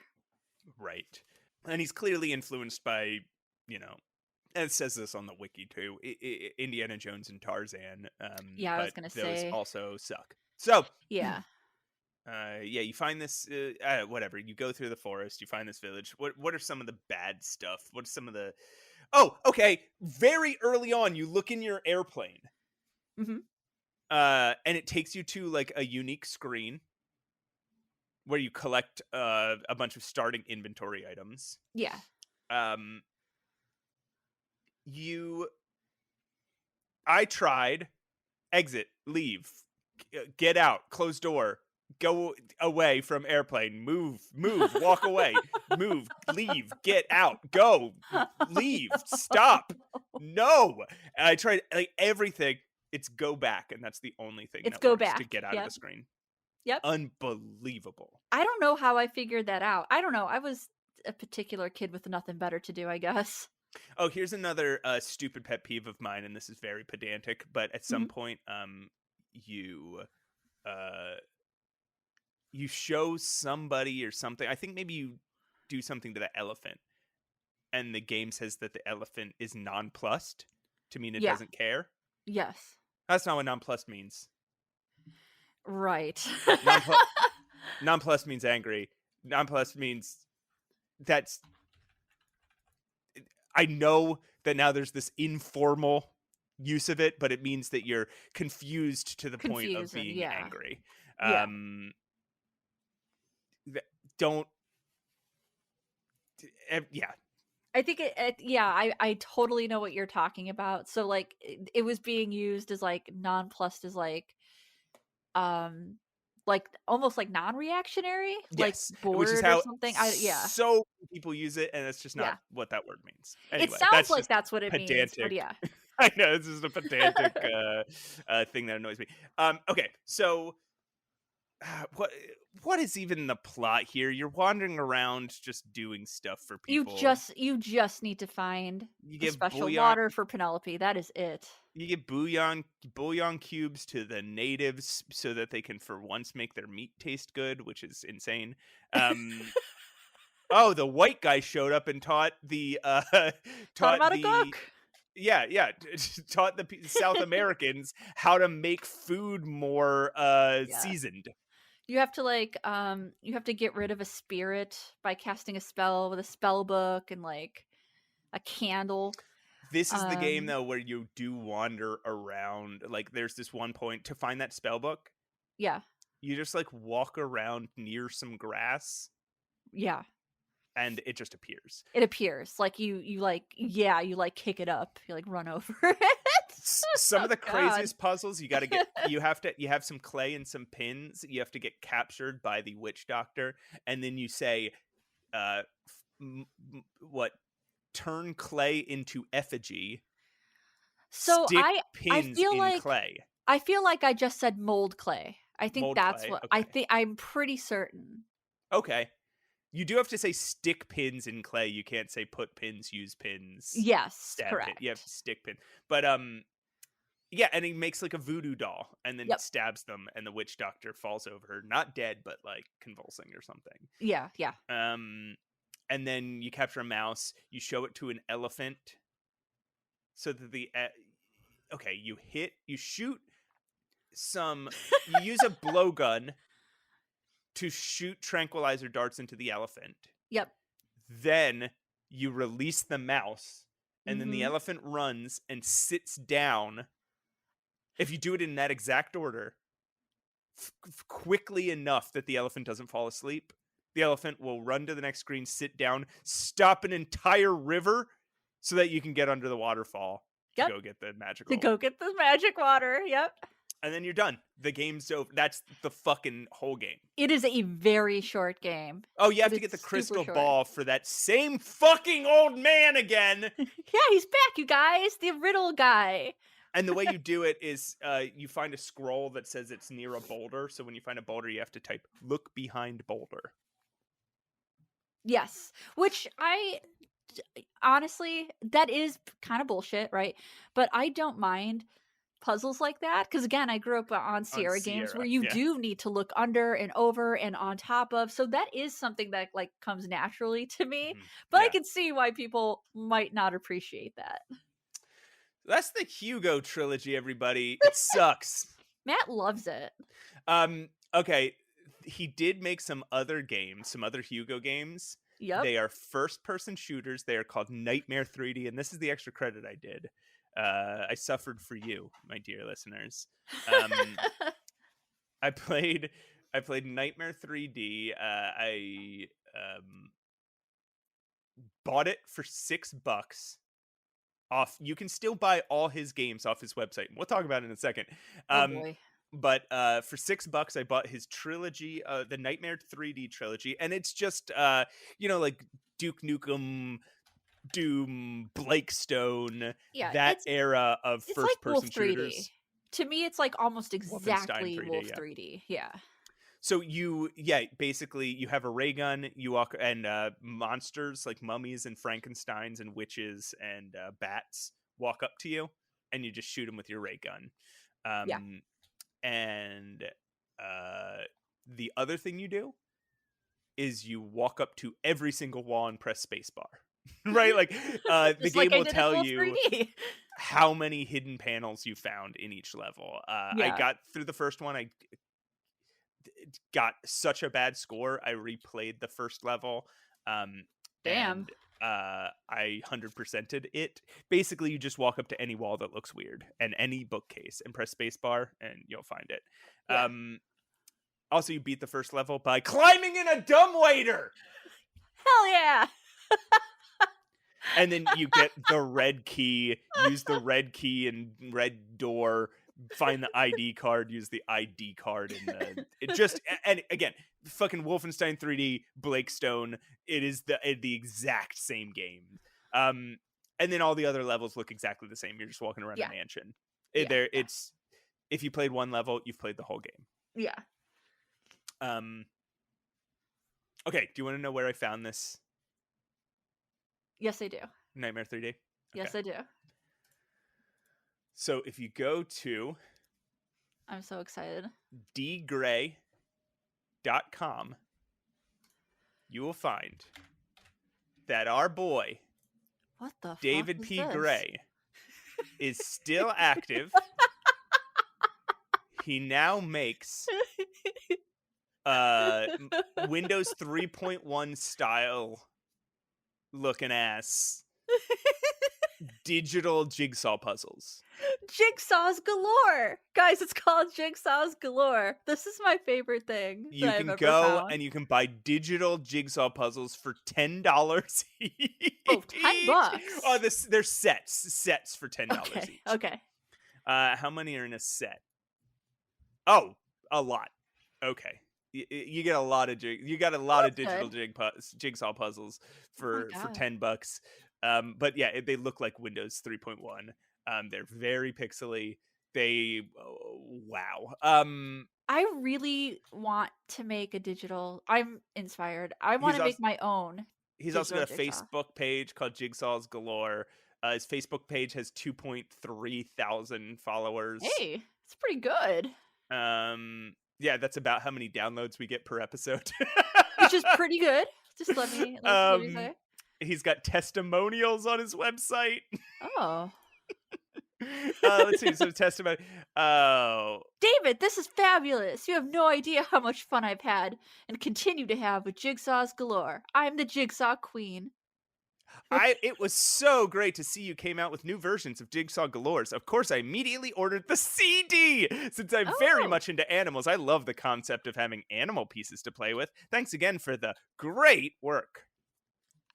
This is my favorite thing Yeah. ever.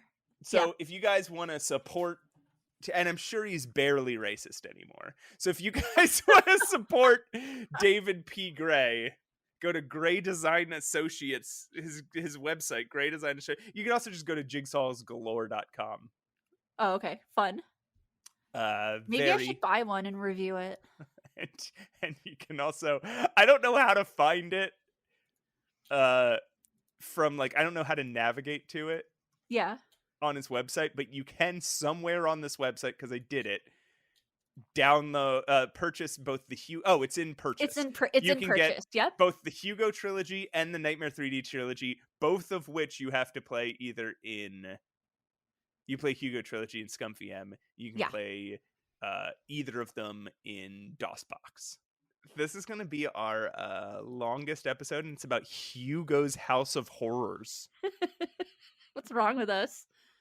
Do you have anything to say to our listeners before we wrap this up and go rank some adventure games? Thank you for putting up with this. Thank you for tolerating. We love you so much. Mm-hmm. Stay hydrated. Get plenty of foliage in your diet. And we're part of the Adventure Game Hotspot Network. Go check it out. A lot of adventure game content is going on over there.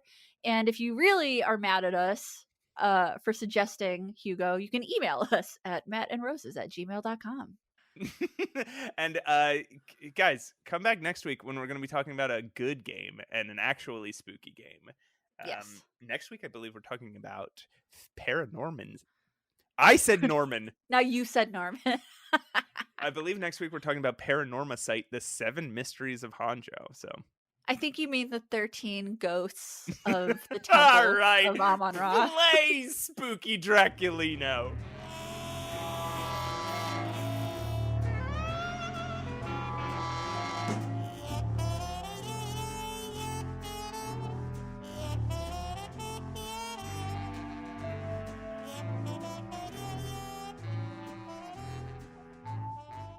Hey everyone, welcome back. Pushing Up Roses here with my very special, very extraordinary. Whoa. Oh, that rhymed. Holy shit. I didn't even mean that. Extraordinary? But, doesn't it? Very extraordinary. Yeah, it sort of does. It's Matt Allcamp. Hey. Hey, what's up? Are you ready for our final segment? Let me run it by you. Yeah, I am. Yeah, I am. He's ready. Yeah. So, welcome to this segment, everyone. If you are new here, Matt, genius boy, Matt, came up with this segment where we rank every single adventure game, whether we played it or not. Yeah, that's right. Even if we haven't played them, they're going to go on a list. And is that fair? No! No, it's not fair. It's not really fair. Not. Am I a fair person? No, and I never claimed to be. Is it fun? Fuck yes. yeah, it is. No, we never claim to be fair on this podcast. If anything, we might infuriate people with our list. But yes, Matt has compiled a list. Just so you guys know, we did cull it a little bit, but for the most part, it is going to be how many games are on there? Like 3,000 adventure games? Yeah, like 3,200, yeah. 3,200, yeah. And so we are just going to continue with our ranking. I think at number 1, it's still Portal. Number 1 still Portal. Number 41 is Weird Truth is Stranger Than Fiction. We got a question, by the way, from a listener who asked, is there a place where interested listeners can download that list of all the adventure games so we can peruse the list and play along at home? Thanks. Let's see. I think we should put out the list of ones we have already ranked. Yeah. I don't know if we should put out the whole games list somewhere. Oh, I see. Oh, I Because thought I they were did put asking for the ranking. I thought they were asking for the ranked I list. think it sounds like they're asking for both. We'll think about whether or not to put out the full list of games that we haven't ranked yet. But I think we should put out somewhere the list of games that we rank. In fact, I think this is just incentive, listeners, for us to start. We were thinking about doing this anyway, to start an Instagram account for the podcast. And then maybe after every episode, we will update this list. Yeah. So I don't like know. that.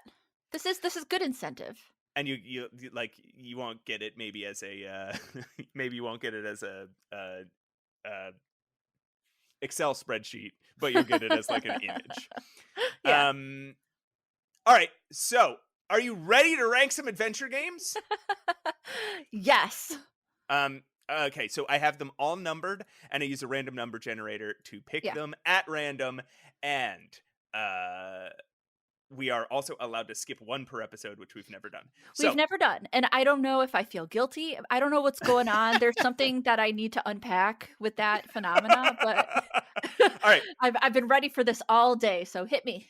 First game, number 3,208. Oh. I don't know much about this game. I just know I know the name. It is called The Will of Arthur Flabbington. It is a Flabbington? Flabbington. Wonderful. I think it is an adventure. It looks like an AGS game. At least that's what I always assumed it was. Yeah.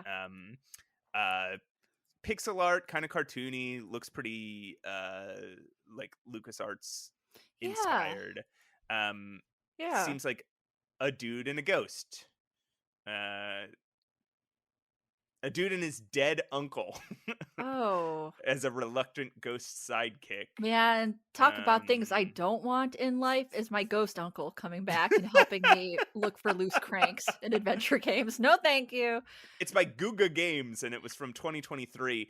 It looks kind of like a silly version of like the Blackwell Chronicles.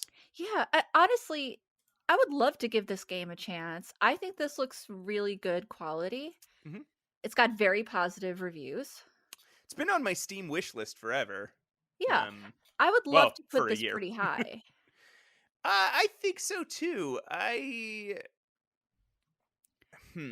Now, there's something about it that if I were to see this on Home of the Underdogs, I would pick it up. I would play this. It doesn't have the most it's not intriguing me with like, oh, what an original concept or anything like that. Right. Again, it just kind of looks like an AGS game that's inspired by stuff we already know and like. But people sort of rate it highly, and sometimes you're just in a mood for a fucking regular ass point and click adventure game. Yeah. Absolutely. So I don't know. I think. All right, I'm gonna throw out my initial thought, and you tell me where you're at. I think it goes around Ben Jordan in the 1920, 21 area. That is very fair. Does it go above or below? I don't know. I think this is. I'm sure the creator of this game has played all the Ben Jordan games. I'm sure Ben Jordan was an inspiration on The Will of Arthur Flabbington. So I'm thinking maybe it goes like just like right below. I'm okay with it. Okay. But know that was a difficult choice. Okay. All right. All right. Next, we have number 546. Here's a real adventure game title. Oh, Lord. Of Light and Darkness, The Prophecy. Why does that come up right away in my Google search? What is happening? It would not surprise me if you have Googled this game before. Okay, so it's by Interplay, developers Tribal Dreams. It's a point and click adventure game. It looks like it's 1998. It's definitely in that Myst clone era. Yeah, it It's is, got which like I a don't like. and it's got sort of a horror element to it. It's like that bad 3D, but maybe it was good 3D at the time. No, this gives me the ick. When I say that this gives me the ick, it Mhm. means that I'm getting bad mist vibes or bad of the time vibes. It's Uh, on GOG. it is on GOG, Um, yeah. yeah, I've never this is another game I've never played. Listen, it's It got a does 3.4 though on GOG. out of 5. It does have it does have misclone vibes. Um, it and but a little bit like that weird 3D animation where you just have like objects floating in Yeah, space that are which just I like just I just weird don't and kind like of it. like abstract. There's a screenshot here of 2 emaciated children Great. Great. who are like they're rotting. And this was released in 1998, just to give you an idea of like the 3D-ness of it all. Yeah. This goes in, to me, this is a personal thing. It goes pretty fucking low because I'm so annoyed by these You kind of games. 1998. This is kind of exactly the sort of shit you don't like. Correct. It's everything. It ticks every box for things I don't want. I could see there's a little bit of it that reminds me of like Shivers. I could see that, but I don't think it has. Oh no, I accidentally clicked buy it now. Okay, thankfully I wasn't logged in. Wow. Phew. um, so I don't. I just don't. I don't know where. Why don't you give me like your initial thoughts? It's gonna go close. Oh But my this is god, personal. What? it's gonna go pretty low. It has James Woods in it. It has to go so low you don't even understand. I don't want to put it as the last because I don't know. I mean, maybe it does. Maybe it does. Okay, maybe this is the last one. No, because I think when we say it's got that weird floaty, that weird floaty 3D animation stuff, Mhm. that's all weird Truth is Stranger Than Fiction was made of.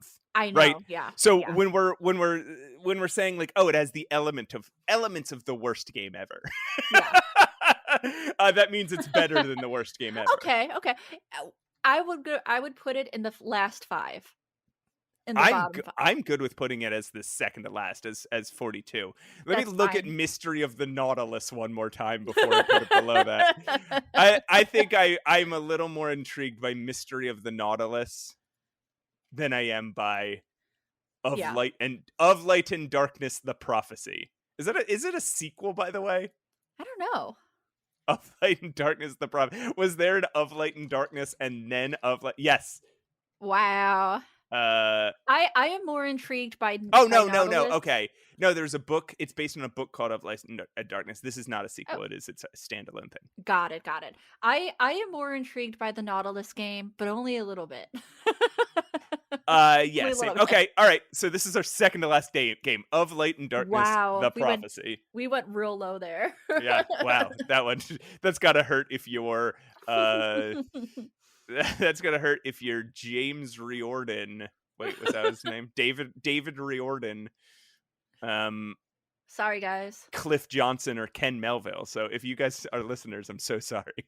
It's nothing personal, but Or it if is a you're little bit. Genius artist Gil Bruvel, because we did absolutely make fun of your art. All right. Next one is 3089. Okay. So that's going to be a little bit more recently.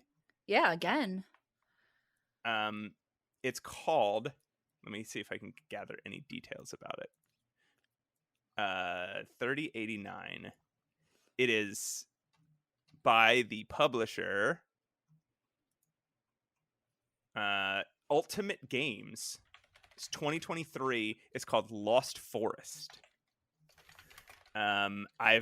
Jesus Christ. Yeah, I've also never heard of this game. And it is hard to Google. I think I found it though. Oh, wait, it looks really nice. It looks kind of Okay, it's like a misty.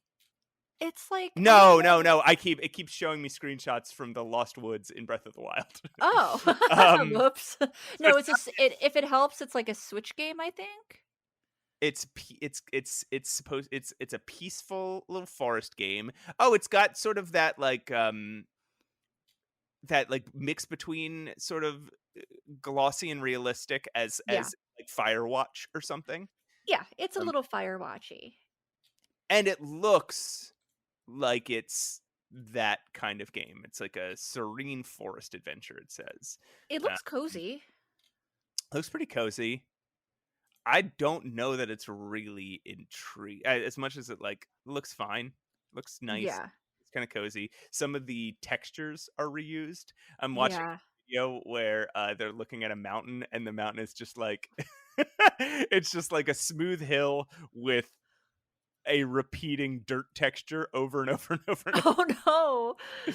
Yeah. Um No, I'm actually on the the site for it now on the Nintendo yeah. like shopping site, and the screen caps on the site actually look a little boring. They're actually looking a little bit more mediocre territory.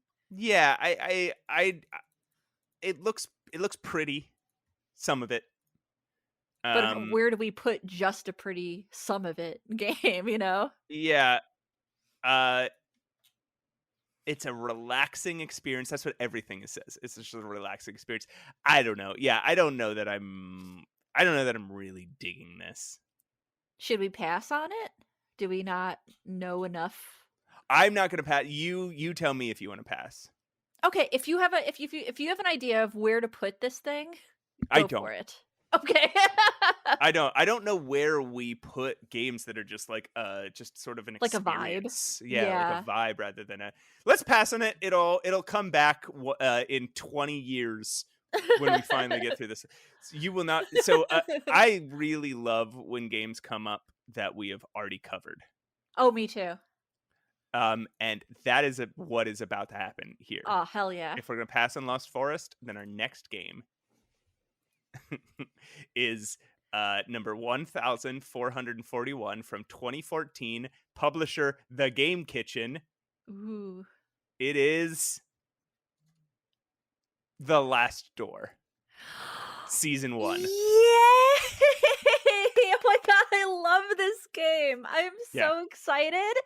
This Guys, goes I fucking love this high. game. Yeah, you guys know how we felt about this game. We really loved it. We did a whole deep dive on it. Yeah. I ended up like going off the charts loving it. Like I think this is love it. this I think this goes really high. I do too.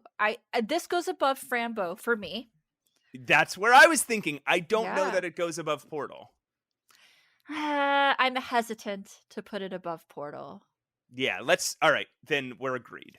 Between Frambo and Portal. This is number 2 then. This is number 2. We just got Hell our number yeah. 2. And we don't need to talk about it because we already talked about The Last Door. Oh my god, I Go play it. love The Last Okay. Door. That is so exciting to me. Our fourth game, because we skipped one, I have one that's just been sitting here for many episodes. Okay. And it was one that I pulled up, and then I had pulled up one too many. One episode. So I will do that one last. Okay. So I got number 504. Interesting. Okay, so I haven't looked at this one ahead of time.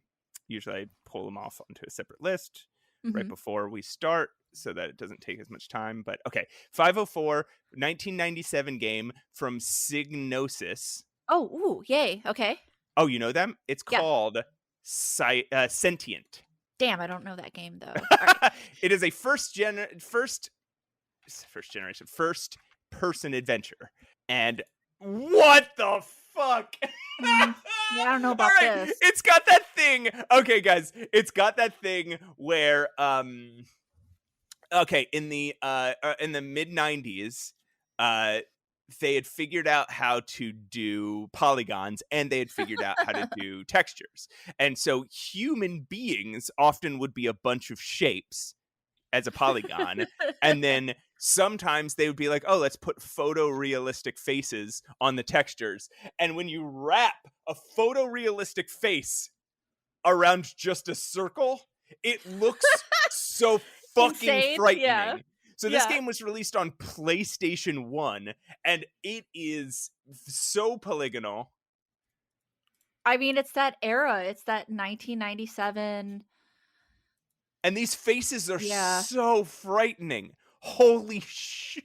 I don't like it. I don't know about this, man. So Psygnosis, they publish a lot Yeah. of games, and they publish the Discworld games. Oh, did they? Okay. Yeah. And actually a lot of games. They Oh my developed God. and published a lot of games. Lemmings. The characters in the game were based on the facial scans of the staff at the studio. Oh no, guys, no. No. Oh my God, they're Oh terrible. my God. Looks like they were focused on the organic transmission of information, which I think is really cool. Yeah. But I don't, who knows? So like, I think that is a great goal. So that kicks them up. Whether they succeeded or not, we don't know. We didn't play the game. But the seems fact to that be that liked. was the fact that that was a goal of theirs kicks it up a little bit for me. Okay. And you know what? How horrible these characters look also knocks it up a little bit for me, because that's fucking hilarious. They all look so funny, and like the faces don't match the bodies, like in terms of skin tone at all. They look so. This one guy's got glasses, and his glasses are like molded to his cheeks. That's the best. All right, Okay. where do you think we put Sentient by Psygnosis, 1997? I don't know, because this is We're kind not of a allowed to skip. different. This is kind of a different game than we've like. This is a PlayStation adventure game, very Mhm. polygonal. Oh man, I don't. It seems very well liked, but it is more in the genre of strategy, like adventure. So for that reason, I feel like I would put it a little lower. The Not dialogue maybe trees almost look like those early RPGs, like they Knights do. of the Old Republic or something, or like Yeah, they the do. first like Deus Ex. Yeah, I'm thinking it goes just this is my initial thought, and you can tell me what you think. I think it goes just like immediately above the mediocre block. Oh, above the mediocre block. Okay. Like immediately above it. Like it's like just above it. All right. What's above and below that? So above it is like the Seventh Guest, and below it is like Blue Force. Okay, I'm okay with that then. So I think it goes like maybe you're right above the Seventh Guest. Oh, you want to put it above? Okay. Just to be mean to the Seventh Guest. Yeah, let's just be mean. Let's just be mean to because we can do that. Yeah. We told you guys it wasn't going to be fair, and it's not. It's not fair. Yeah, it's not fair. All right. There it goes. It's our number. It is our number 25, Sentient by Psychos. Okay, so this next game is I think this is a game this is a title, a name you're going to love. It is called Anachronist. Many Happy Returns. It is a game from 2019. Here's what I want you to do. I want you to go to adventuregamers.com and open up the review for Anachronist, Many Happy Returns. Okay. Let me do that. Is this one of your reviews? And I want you to look at right under the title and see who the byline is on this review. Man, this is hard to type and spell. Anachronist. Ugh. Many Happy Returns. Okay. Adventure Gamers. I see. So it is one of your reviews. I wrote the review on this game. I wrote the review for Adventure Gamers for Anachronist. Now, Anachronist was like one of these 2.5 or these 2 or sometimes 2.5D top-down like RPG Maker adventures, and it was actually really interesting premise. Is like you would as Anne. You would keep reliving. You'd kind of jump through time, and each timeline you would become a different Anne based on choices that you made. And some of the choices were like deep into your past, and some of them were in the present day. so you'd kind of live this day a bunch of different times as a different Anne, and sometimes you'd be upper class Anne, sometimes you'd be poor street urchin Anne, sometimes you'd be, I don't know, pregnant Anne. I have this vague feeling there was a pregnant Anne, but I don't I don't exactly Oh, remember. This was weird. years ago. I Yeah. wrote this review 4 years ago. Yeah. And if I remember correctly, based on my, and I didn't reread my review, but I remember it had a lot of great ideas, just wasn't that well executed. Yeah. It seems that it was kind of middling in your review. Mm-hmm. I said it was brimming with colorful art and characters, well-crafted puzzles, and brilliant ideas, though the execution of some of its loftier ideas is uneven in both writing and gameplay. Man, I was a little bit of a clunky writer back then. The fundamental ideas of Anachronist are incredibly intriguing. An adventure styled after a top-down JRPG in which the influence you wield in a single day has drastic effect on your character's abilities. That's right. So you would have different abilities or items depending on what you did to your character. Okay. And that, so like, you know, behaving differently would basically unlock another timeline, and then you'd become Anne in that timeline, and you'd have like a different ability, which again, really fucking cool. Yeah. But it just wasn't executed well. Correct. So this needs to be in the mediocre block. But since you've played it, I trust your judgment on where you think it should go. I think that its ideas make it above, at least at the top of the mediocre block. Okay. So I think Anachronist, Many Happy Returns, I would put, and this is hard because we just put something above the mediocre block. Yeah. And I think this looks better than Sentient. Yes, it does. I think it looks better than Dark Grim Mariupolis. Sorry, okay. Ukraine. Well, not think it looks. I think it is better than Dark Grim Mariupolis looks. Okay. I would play this game again. Well, that's good. Well, that's a good thing. What about putting it above Art of Murder? And maybe even above Hella Cyberpunk Thriller, and maybe below Will of Arthur Flabbington. Yeah, I'd be okay with that. Because those games are all... Yeah, I would be okay with that. And I think that Flabbington does look and appear a little bit better. All right. That now we have... now we have 46 games on our list. And guys, pretty soon we'll put it up in a place where you guys can see it. We'll let you know. Yeah, for sure. If we'll let you know. If we put up a social media page for the site or for the show. Yeah. I'm gonna go read all of your reviews. Well, I'm really sorry for what your night is going to become. So did we do it? I think we did it. I think we did the episode. Yay! We did it! It's a fucking long one. Guys, spooky month. What part of what's spooky about it is our episodes are too long. Yeah, it's how long it goes. It is scary. The amount of which Roses and Matt can talk is terrifying. It is terrifying. Yeah. All right, guys. I don't have anything left to say. I don't know if Roses does or not. No. Okay, bye. Guys, you know we're not going to end the podcast like that. You know we're going to end it with podcast is art. What else is there something else that I'm supposed to say? Yeah, it's your line. Art is suffer.